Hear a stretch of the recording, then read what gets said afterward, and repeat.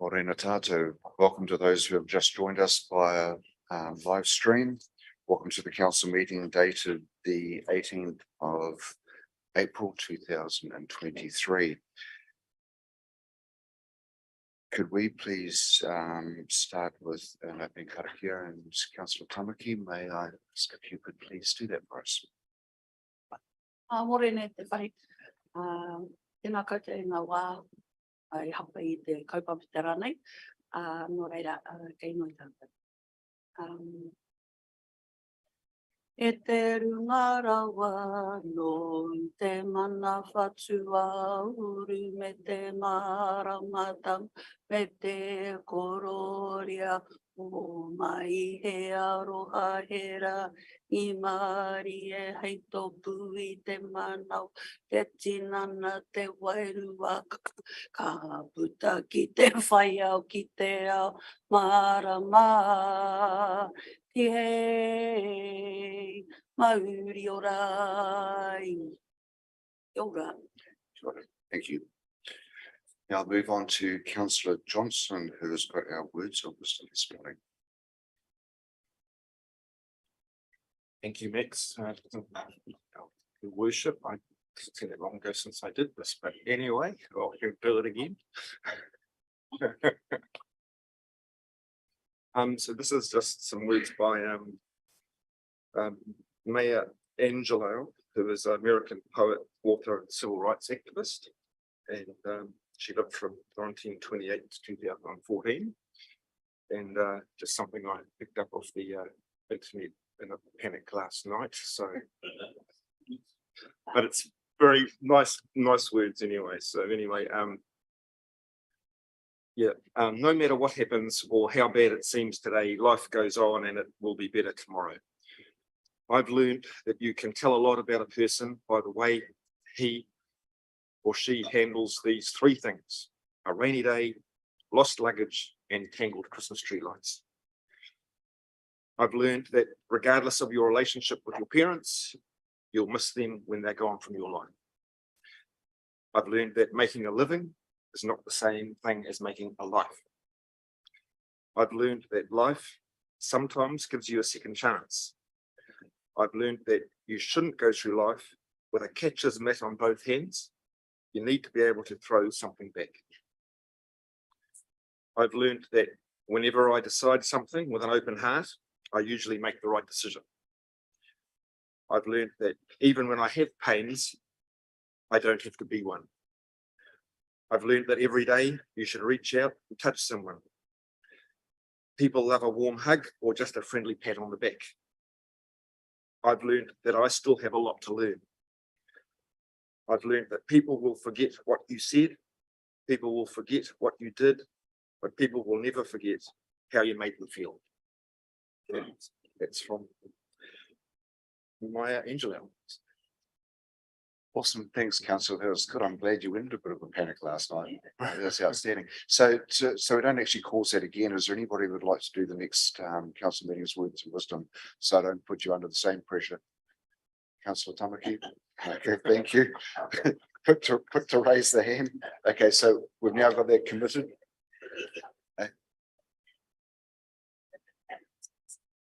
Awesome. Good. Moving on. Apologies today. We have an apology from Councillor Willison. And to move that, yeah, can I please, I'll move that the apology be accepted. I have a second for that, please. Councillor Johnson, all in favour? Aye. Carried, thank you. No later agenda items. Any councillors feel they need to declare a conflict of interest in the main agenda? No, moving on. Nobody from the public forum. I'll hand over to you, Tanya, just explaining the minutes, please. Yes, thank you, Worship. So, Ōtorohanga, my apologies that we don't have minutes for the last council meeting, the two boards. I was looking after the well-being of one of my staff, so we will have them for you in May, and yeah, just please accept my apologies for that. Thanks, Tanya. Just moving on to my own verbal report on probably things slightly outside the ordinary that I've done over the last month since the last council meeting.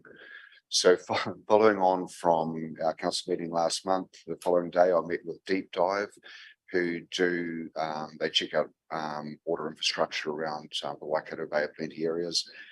And they talked to me about youth training opportunities as well for diving opportunities. They've actually just, you may have seen an article of them front page of the Waikato Times about getting the car bodies out of the Waikato River.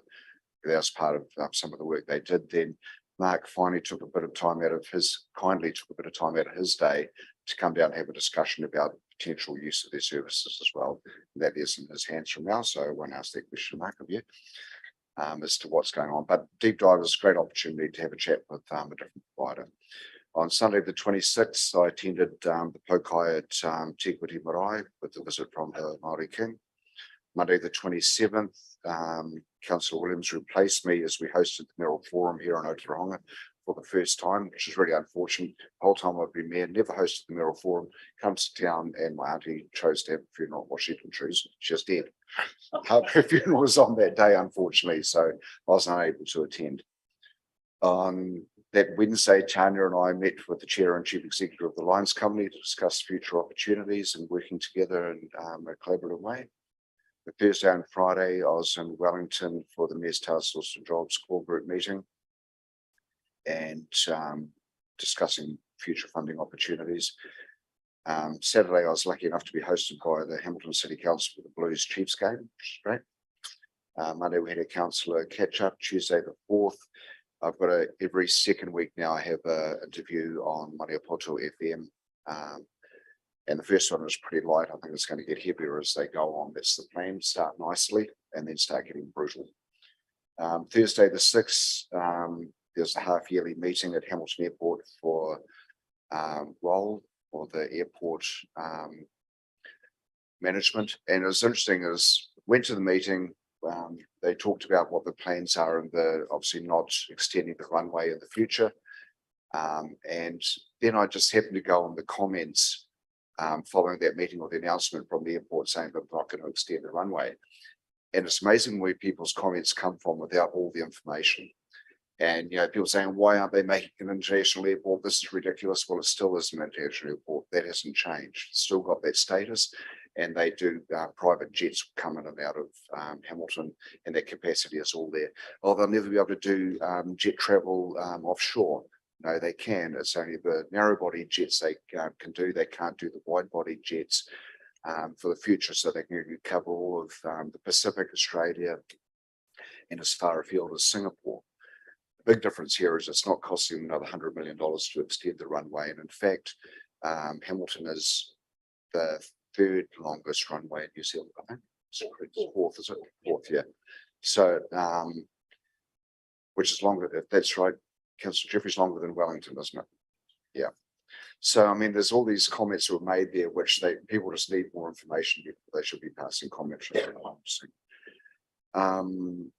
had a council workshop on Tuesday the 11th, 12th and 13th, which is last week. I was in the Western Bay of Plenty and Tairāwhiti with Mayor's Task Force for Jobs and approaching Gisborne, and you see the damage that's been done there and the silt and the crops that are ruined and the bridges that are out and the slash that's on the beach and down the rivers. It's really quite confronting.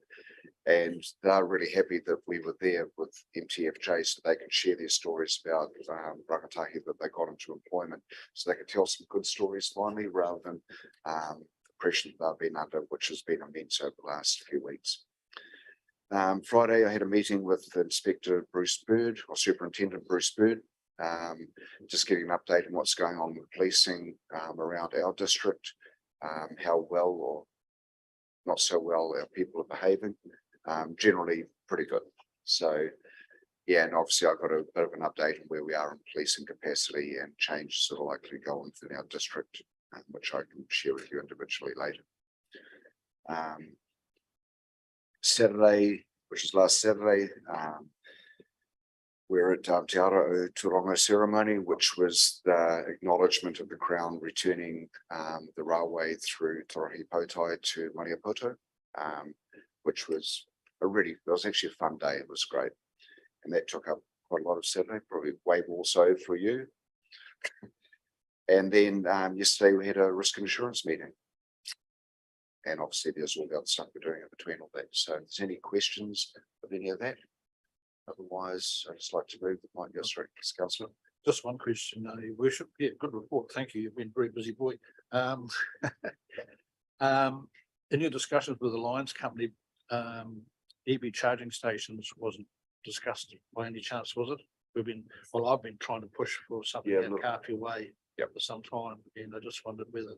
There's some discussion around in terms of the outcomes of that though, in terms of direction. Tony, you might be able to- Yes, I asked that question, councillor, and there's some move afoot to have a charging station every so many kilometres. Yeah, I can't remember, but anyway, they are looking at the area that they cover and reviewing where that they might go in the future. We didn't ask specifically about Carpio, but they are reviewing, the placement of those charging stations. Oh, great, thanks. Sorry, my own ignorance, Councillor, is Carpio Lions Company or is it Waipa Networks?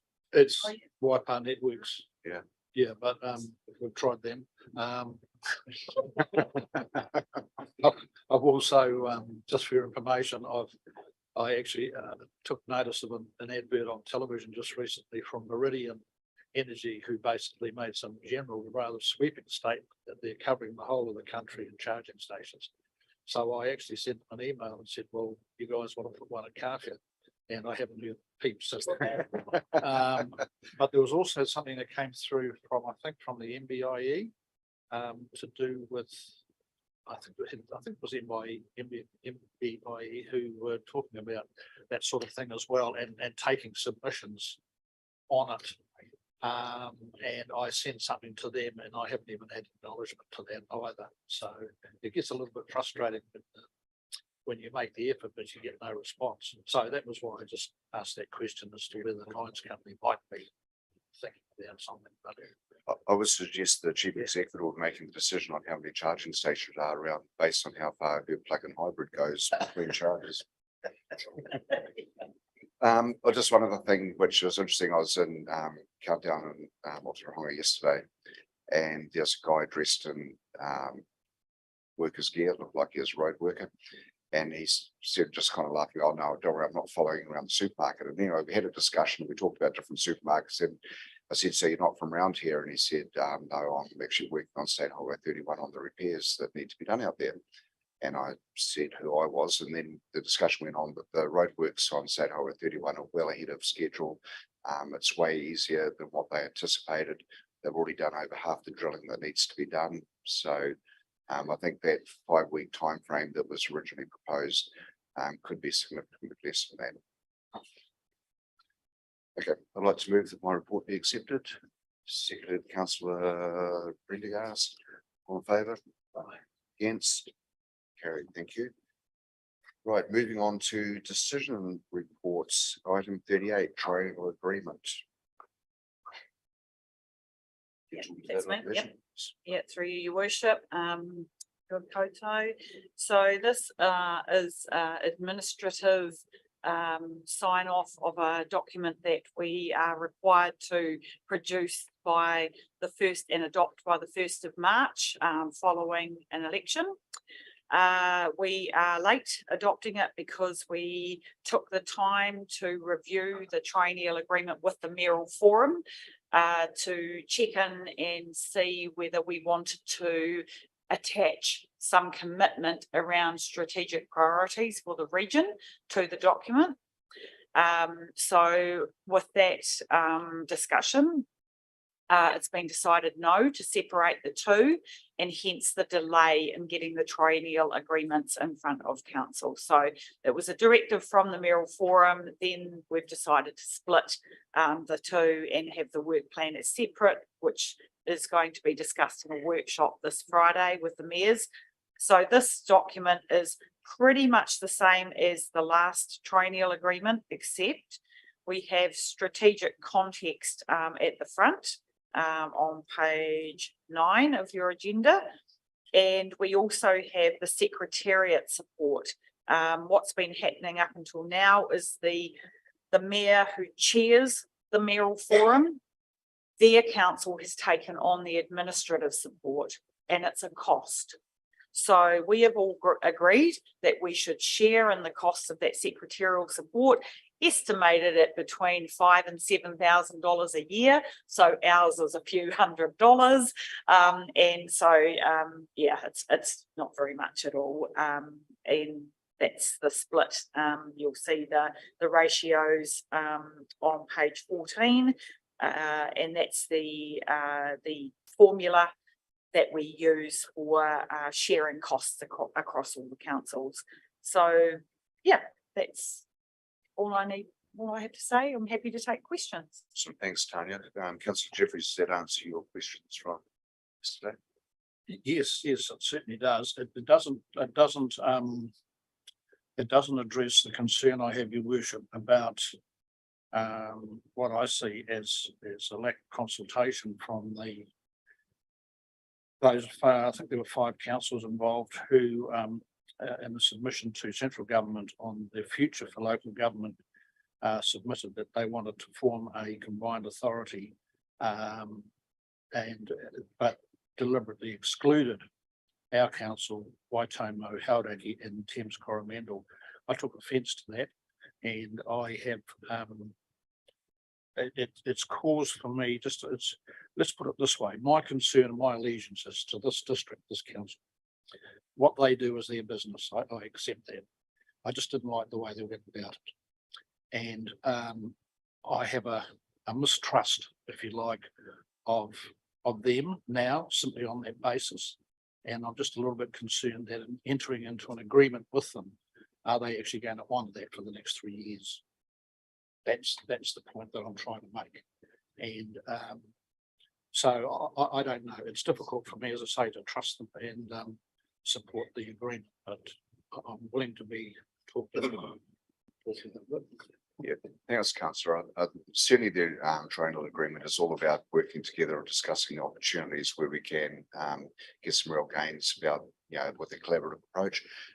Trust me, that item of what they've done, what you're addressing there, has been brought up with Mayor Southgate numerous times, and she's kind of retracted on that somewhat because it was incredibly irresponsible what she did, and certainly hurtful to those councils who were involved.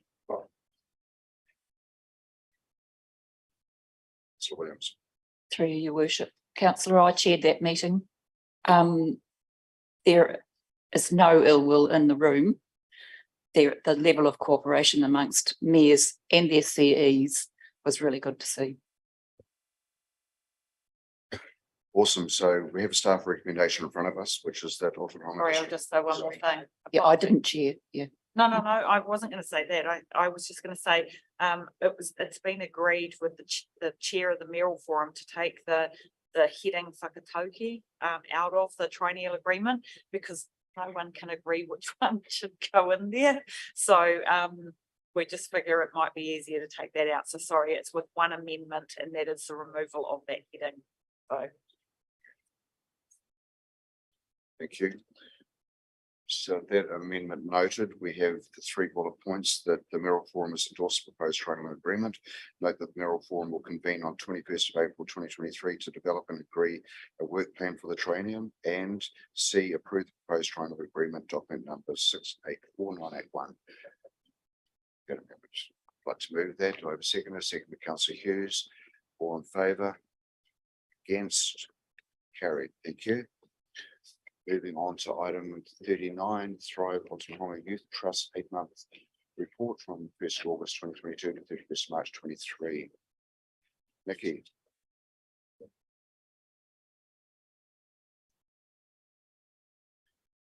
Thank you. Good morning, your worship. Good morning, councillors. I'd be happy to take the report as read, just with a note that this report is an 8th-month report due to a bit of a communication glitch, and that will go back to regular after this. Yeah, I'm happy to take this as read if you have any questions. Thank you, Nikki. Do you yourself, is it a regular catch up with Thrive, or just corresponding with them to say your reports over to you.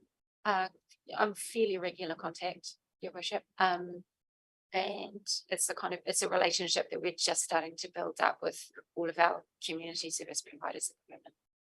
Yeah, can I just note and offer my condolences to the Thrive community with the passing of their chair last week. Any questions, councillors? Councillor Johnson. Yeah, just a reminder, really, I see our funding is $30,000. What's the amount and the other funders that make up, we know that?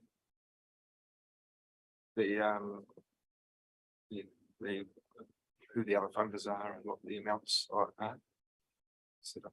Through you, Your Worship. Sorry, can I clarify, councillor? Do you mean the other funders that fund Thrive? Yes. Okay. I'm not privy to that information, but I can find out for you. Sure, we've had it before. Just can't recall it. Right? Yeah, even I couldn't tell you, councillor. No, and I should know. I should know in the past. I did know in the past, but what does now? I know that it's an ongoing battle for them, getting the funding that's necessary. And MSD historically have been one of the major funding providers, but with this the case, I'm not sure. Trust Waikato offers thereabouts to them, and there will be some other philanthropists there as well. But what they are, I can't afford to me. Good, thank you, Nikki. We have the staff recommendation in front of us that Ōtorohanga District Council received the report, Thrive Ōtorohanga Youth Trust 8-month report, 1st of August 22 to 31st March 23. I'm Nikki Daly. Do I move on a second for that, please? Moved Councillor Prendergast, seconded Councillor Tamaki. All in favour? Against? Carried. Thanks, Nikki. Thank you. Appreciate it. Okay, moving on to item 40, the financial report for the month ending 31st of March 2023. Brendan, welcome. It's not financial projects. Oh, a lot of ghosts. Yes, apologies for that. Thanks for We that. discovered that Yeah. after the fact that, because I just grabbed the previous month and copied it over, I hadn't fixed up the heading. We've changed the template going forward. Yeah, no, the numbers get changed, just, and the date on the heading. Just- Right, thank you, Your Worship. So yes, presenting the financial report to the end of March. Going through the statement of comprehensive revenue and expenses. So our net surplus is about $4.8 million at the end of March, compared to the 3.98 million in the budget year to date. So again, as it is for most of this sort of part of the year, is due to the fact the second installment rates invoices have gone out. So we record that extra income, and as the expenses come through month on month, the end of June, we get closer and closer to the full year budget, which we're actually showing a slight deficit there of $1 million. In terms of the revenue, we're down on the budget by 1.9 million, mostly due to subsidies and grants. Again, that's a timing issue with the subsidies. We just had a claim come through last week that we just paid, which was about $500,000. So we're going to get subsidy. We're going to pay on that shortly. So it's just I guess the time that when I have to prepare this report to present to you versus when we actually do the claims, just puts us probably a month behind in terms of that subsidies. And in terms of the other income, that's mostly around user charges, regulatory income. And again, that's a timing issue. The operating expenditure, we're at 2.7 down on budget, 2.7 million. Employee benefit expenses being about half of that, and the other expenses being the other half. Again, as has been discussed throughout the whole year, most of the employee benefit stuff is due to vacancies, ongoing vacancies, and items that were budgeted for a full year for an employee, but obviously we haven't got around to filling it at this point. In terms of the other expenditure, so asset maintenance, road maintenance, activity operations. The other thing is there's 600,000 that we put aside for town concept plan projects. So when we originally did the long-term plan, we treated those as capital items.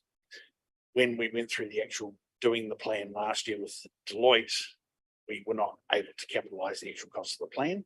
So that has meant that the codes have been reclassified as operating expenses.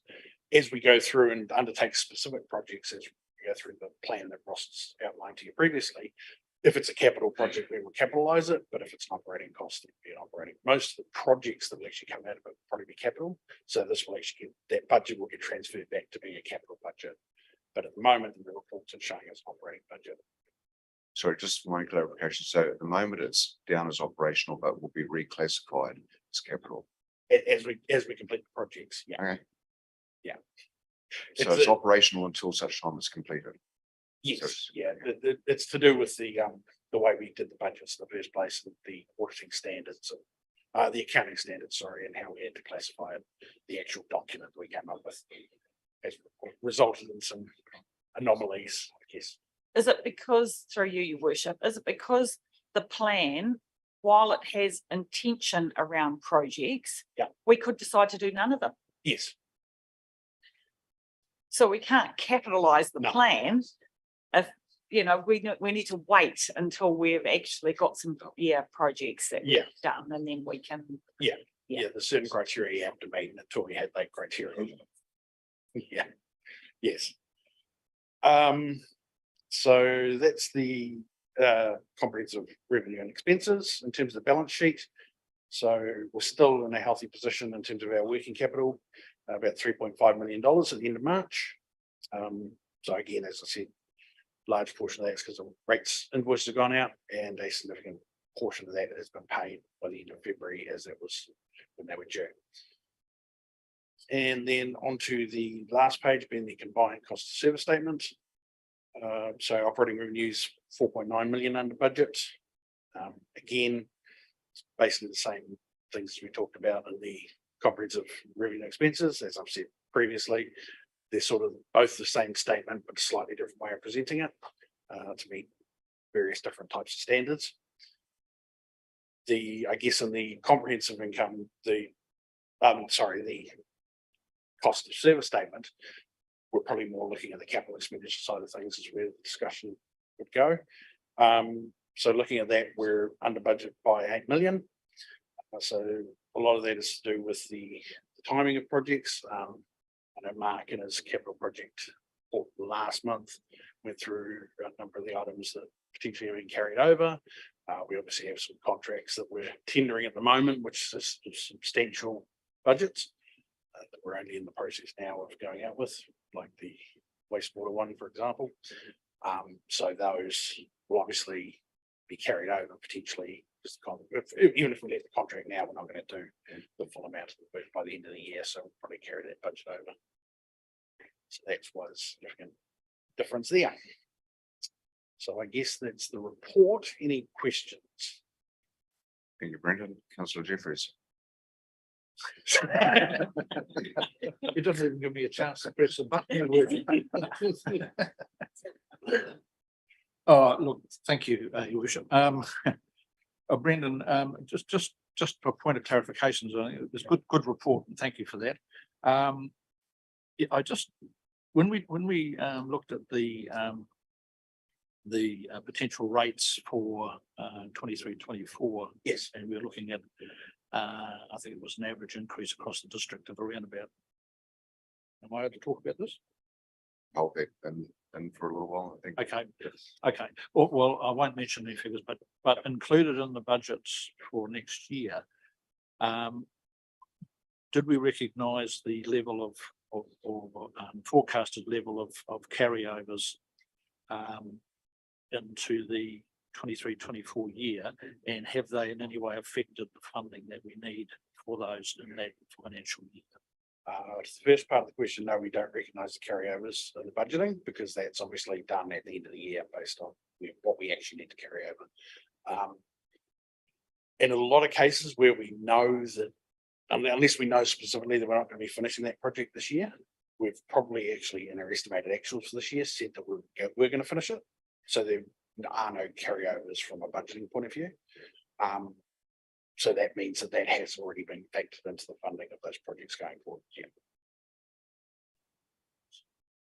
So no impact on the rate requirement? No, that's great. Thank you.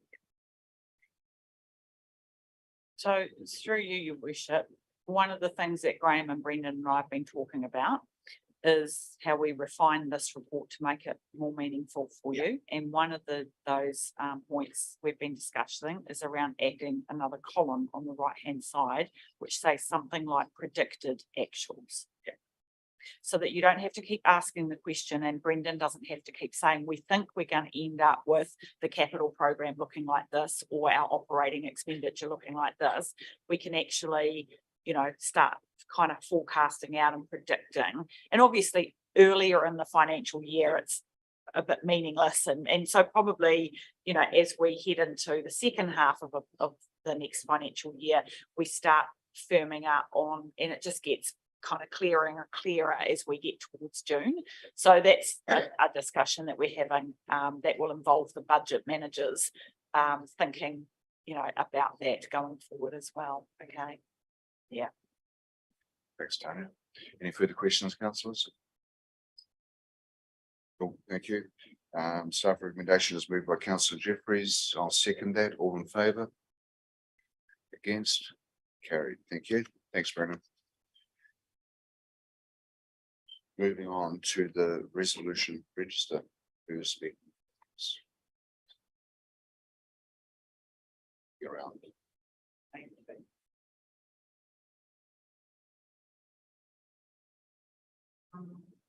Your worship, they're both around the town concept plans. Oh no, there's more than that, sorry.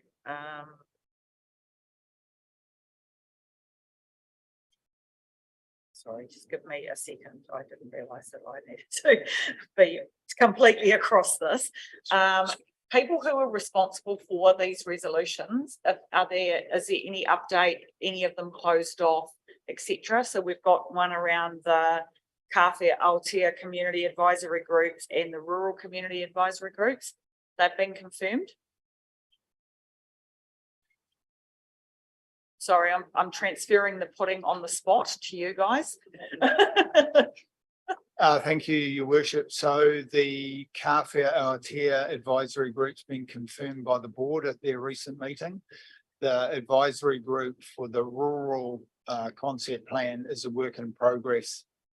We've got a number of nominations through councillors, but that's yet to be, the membership of that group's yet to be confirmed, but it's close. Great. And C28, the next one, we're going out again to recruit a program coordinator. So that resolution isn't completely signed off either. And then the C29 is around the 2 submissions and getting those away. So that one is recommended to be removed from the resolution register because they've been completed. And then the next one is around the street names for North King Country Developments and the Ron and Bev Davis subdivision. And there's still the road naming policy, so to be undertaken. So it needs to stay on the register until that's done. And then the other one is the occupancy policy, which has been adopted, and so the C40 can come off the register. Thank you. And as it's just for information only, there's no need for a resolution there.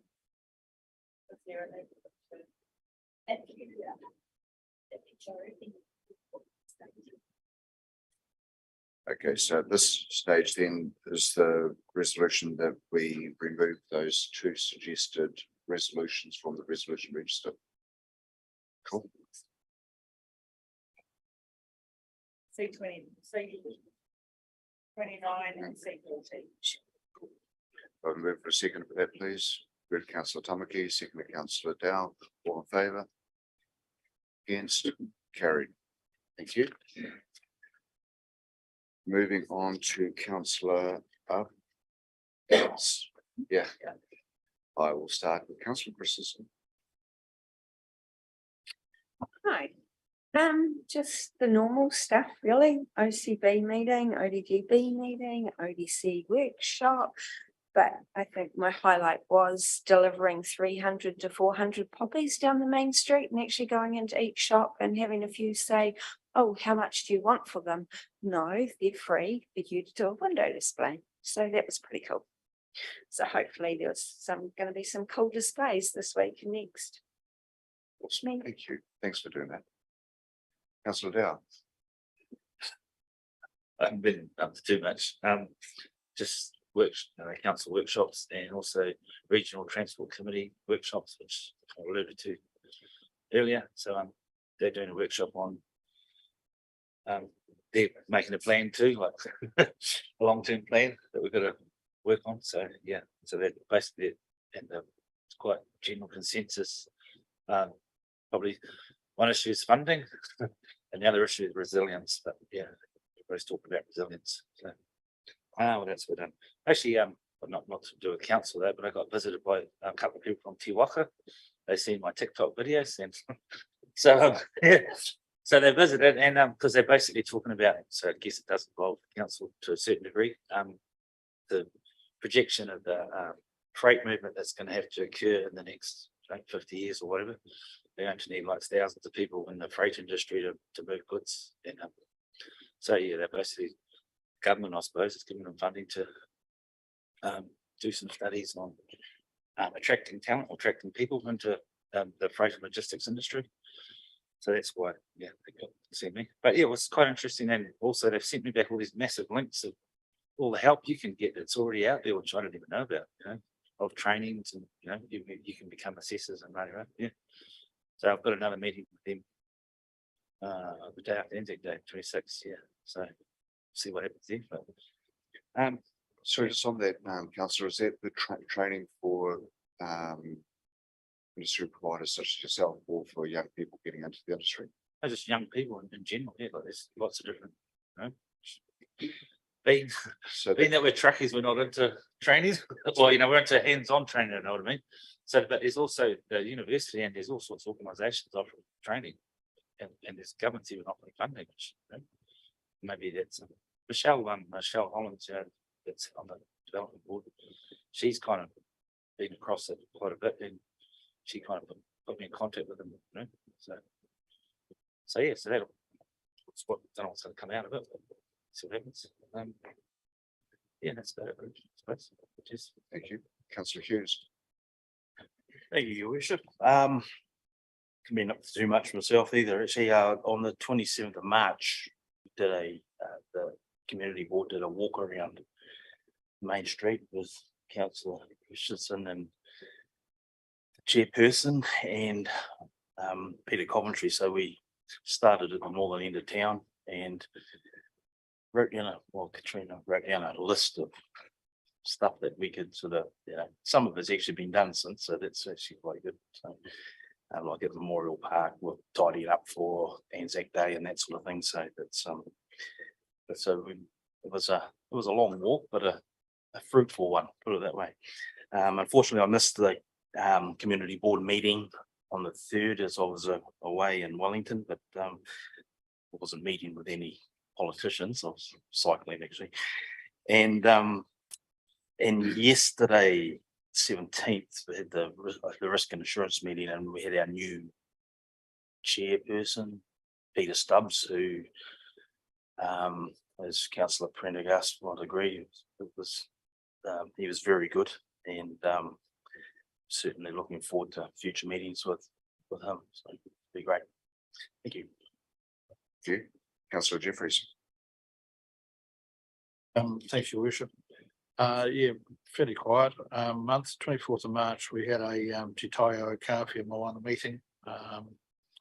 And I just wanted to say thank you to Tanya and to Andrew for the feedback that you gave subsequent to that. There seemed to be a little bit of confusion amongst that group as to who was supposed to be doing what and when. So I'm hoping to sort of clarify all that for them. 27th of March, I eventually got to the Waikato Civil Defence Emergency Management Group meeting. They say you should never assume, which I did. I didn't realise that the regional council had actually shifted from the east side to the west side of Hamilton. That's how long it is since I've been to a meeting there. And when I read the agenda, it just said council chambers level 1, and I went straight to Hamilton City, who didn't know anything about it. And they said, civil defence meets at the Genesis building. So I said, oh, well, I'll go down to Genesis then. I went there, got to their office. I was the only one there. So I turned around and went back to Hamilton City and said, well, this is not on. Where is this meeting? And they said, show me your agenda. And they said, oh, you want 160 Ward Street, and they're 200 something rather. So I eventually found my way to the regional council. I was 20 minutes late. So, but it was a good meeting, and I enjoyed that very much, and raised a couple of questions. One of them was around, just wanted to be reassured that the Tainui Waka Alliance covered all iwi in the Waikato region, which they assured me it did. I was particularly interested in obviously in the coastal side of things here. And the other one was, we talked about the community emergency response plans and the need to get a lot of that sort of ground level stuff sorted out in the event of future emergencies. Country Community Board meeting on the 5th of April. 11th of April, we had our elected members workshop here, which I thought was excellent. And can I just say again, congratulations to Tanya and her team for the way in which that workshop was conducted. It was done in great spirit, good humour, and I think it gave, particularly I hope the new members, a pretty good idea of who does what around the place. And then on the 12th of April, we had a meeting again at Kāwhia with Becca and the Kāwhia Aotea Community Advisory Group, of whom about half, I think, were there. But it was a very useful meeting, and no doubt the minutes or the notes of that will come forward at some stage. So that was me. Thank you very much. Thank you, Councillor Jeffries. Councillor Johnson. The members for as nominees for the Community Advisory Group for the Rural Concept Plan. It's looking forward to that progress. Thank you. Councillor Prendergast. Thank you, Worship. Yes, attended the Ōtorohanga District Council Governance Day on the 11th, which I also enjoyed a lot. And yes, for new members, it was really informative and really nice to see which teams operate in this building and how they operate. On the 12th, we had the Ranganui and Arahina Water Supply AGMs here at Council. So that's always interesting. And yesterday, of course, the Risk and Assurance quarterly meeting, which absolutely reiterate what Councillor Jeffries said. It was a great meeting, really nice to get to know the new chair, and it promises to be a really, really thorough reflection on the council and the risk, etc. So that was really good. Enjoyed that. I have also engaged some people for the rural concept plan, and Ross, I've actually got one more person come forward from an area that hasn't been covered. So I might speak to you about that afterwards. Thank you. Thank you. Councillor Tamaki. Yeah, well, crazy for me, but hey, so had a housing hearing, following the last hearing around community housing with here and with the Ōtorohanga and different entities. So Māori Women's Welfare League, there was representation from Marae, there was representation from mana whenua in terms of whānau that have land that they could potentially use for papakainga. So that it was that. Then I attended the Mayoral Forum, which was cool, in a tikanga kind of a way. So it was awesome to know that us as a council are still, well, moving into those normalities of tikanga within our whare. So that was awesome. I had lunch with Deb Ngārewa Peka around capacity with Māori within local government. So that was really, really cool. I just questioned her because I wanted a toasted sandwich at Tiffany's. But when I saw her, she said, how do I know you? So I sung her the song day and she was, oh, that's where I know you from. Been building, so we have a wānanga for rangatahi starting this afternoon at Ōparire Marae, and the rangatahi range from year 13, that's 16, 17 to early 20s. So, and that's around building capacity here in Maniapoto. I attended the Rā Whakamaumahara Day for Ōrākau, which has 159 years. Amazing day. 160 years next year, and they talked about the movie that's been made. So there's a movie being made as we speak around the Battle of Ōrākau, and they first time ever that script writers have sent the script out to others other than the cast to amend it how they saw fit, which then enabled them to approach families of rangatira that fought at Ōrākau. And so we have our very own superstars here in Maniapoto, some from the wharekura, some just from when you walk past them on the street, but they are uri of tupuna that fought there. And a reference was made to how unique this movie will be because of them. So that was really cool. So looking at doing a big presentation next year for the 160 years. So no mai hara mai. Went to the rededication of the space at the library, and it was so good to see. So our kura wharekura are using Cuba, which is the Lego, and they're using it at the rededication space. So kids are actually learning what is happening in our communities. So that's really cool. Attended the karakia at the Urupa for the redevelopment with Shane, Yvonne, cousin Jared. He's my cousin now. If you want to know, come and whakawhiti kōrero with me. Might be my cousin too. So that was really cool too. Watching that process in forums, so cool. Looking at had hui with Tinehene Nui about building capacity around the awa and taking a hiding out right from the top of Peke Peke. So if you didn't know, we are the central plateau to the water of Aotearoa, which is up in the base of Ririaran. So we're looking at coming down the awa so that we as councils, ourselves, Waipa, Regional, Waikato and Waitonga, can understand the aspirations of iwi. So that's been really cool. Attended Te Ara o Turunga. I must say, was an amazing day. Amazing day for us as people who live in this rohi. So in terms of the giving back, the sharing of stories, the sharing of wrongs, the sharing of now doing it right. So with kaumātua, Pakeke, Rangatahi and Pipi were all there in attendance. And so for me, it's about passing those histories and those stories down so that the wrongs never happen again. So that was a really lovely day. And it was nice to have my people there, like you fellas. So that was really cool. In the state, things coming up, in the stages of building capacity around post-settlement with the iwi. So some of that stuff will come back into this forum.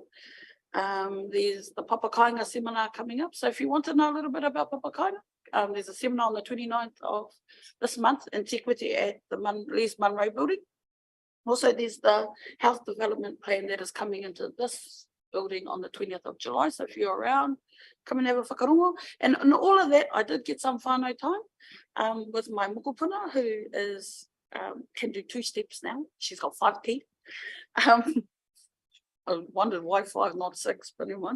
And my son has been given the opportunity to travel the Tasman on Wakahaunui. So at the moment, he's somewhere in the Bay of Plenty, out in the water somewhere, sailing. And at the end of May, looking to depart to Tahiti on a 8-week transition. So I'm hoping I can put other rangatahi in to this kaupapa too. So yeah, I've had heaps of conversations with heaps of people that I want to bust out and say all these things, but don't be afraid when I come, hey, I need to tell you.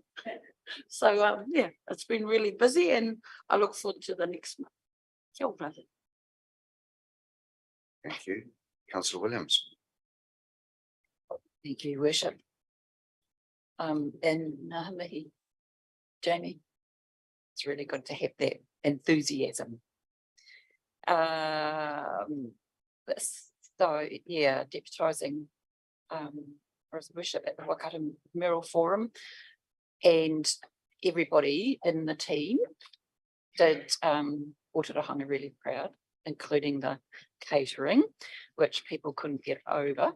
And the little gift packs that they took a piece of Ōtorohanga away with them. And yeah, as I mentioned earlier, the willingness around that, it was really good to see all of the mayors and the support that the CEs obviously give themselves and their mayors and councillors. While not strictly representing council, we were at the Kawhia quiz night, the final one at the Rusty Snapper. And yeah, but you have to make an effort not to be representing let them council win. sometimes. Oh yes, it was the first time We let them win. our first non-podium finish. I was at the rededication of the new library space again, as Max was unable to be there. Yeah, really good to see that, and again, and Heather's enthusiasm as well. The half-yearly shareholder update at the airport. Just as a note, wide body can land on that strip in an emergency. If we had a Twin Towers or what have you, and planes couldn't get in, they can land. They can't get off again with the same payload, but as long as you can get people on the ground, that's all that matters in that situation. I also attended the rural water schemes, just representing His Worship for Arahina and Waipa, and as well as the Tihirora one, which I'm also a member of. And then Saturday, Te Ara Ōtorohanga, actually called upon to represent in ways that we probably didn't think we were going to, Nadia and Nikki, like being put in the kapahaka and having Peter tap me on the shoulder to join the Waiata, and thank you, Dave, for support there as well. Yeah, and Shane for acknowledging as well the members behind him and the Maniapoto who clearly weren't Maniapoto people, but acknowledging the support that others in the community were providing on the day. Thank you. Thank you, councillor. Well, at this stage, that concludes this part of the meeting, so I'll just move now. Day will be prepared for this, we're to go into public excluded. I second that, second councillor Dow, all in favour. Thank you. Now,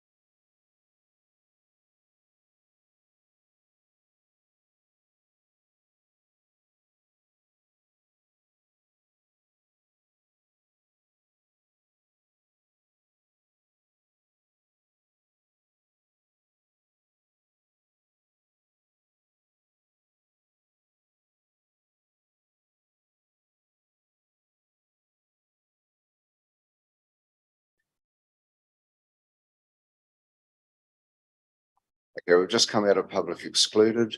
And before I close the meeting, can I please have a closing karakia from councillor Tamaki?